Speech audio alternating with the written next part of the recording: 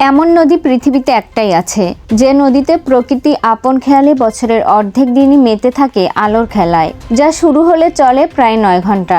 এমনিতে 8-10টা নদীর সঙ্গে তার ফারাক নেই। এই নদীর জল গিয়ে পড়েছে একটি সুবিশাল হ্রদে। যেখানে নদীর জল হ্রদের সঙ্গে মিশেছে, সেখানে বছরের অর্ধেক দিনই চলে এক আলোর খেলা।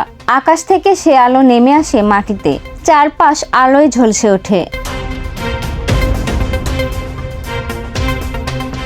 এ আলো বজ্রের আলো। বিদ্যুতের চোখ ঝলসে দেয়া ঝলকানি আকাশের বুক চিরে নেমে আসে নদীর জলে। হিসেব বলছে 160 থেকে 170 দিনই এখানে এই আলোর খেলায় মেতে ওঠে প্রকৃতি।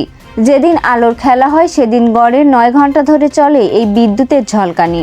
গ্রীষ্মকালে আবার শুকনো বিদ্যুতের ঝলকানি হয়, বৃষ্টি হয় না।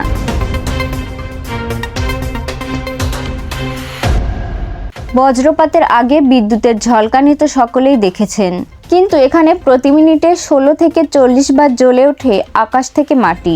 ভেনেজুয়েলার ক্যাটাটাম্বো নদীর মোহনার কাছেই এই আজব কাণ্ড চলতে থাকে বছরের পর বছর, যা বিশ্বজুড়ে ক্যাটাটাম্বো লাইটনিং নামেই বিখ্যাত।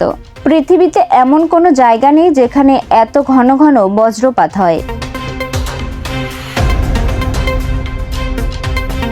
তবে বছর ধরে যে নিয়ম মেনেই এই বজ্রপাত হতে থাকে তা কিন্তু নয়। বছরের বিভিন্ন সময়ে বিভিন্ন ব্যবধানে প্রকৃতি এই আলোর খেলায় মেতে ওঠে। আবার অনেক সময় কয়েক মাস বজ্রপাত হয় না, আবার কখনো খুব ঘন ঘন হয়। এমনভাবেই প্রকৃতি এই নদীর বুকে আপন মনে আলোর খেলায় মেতে ওঠে।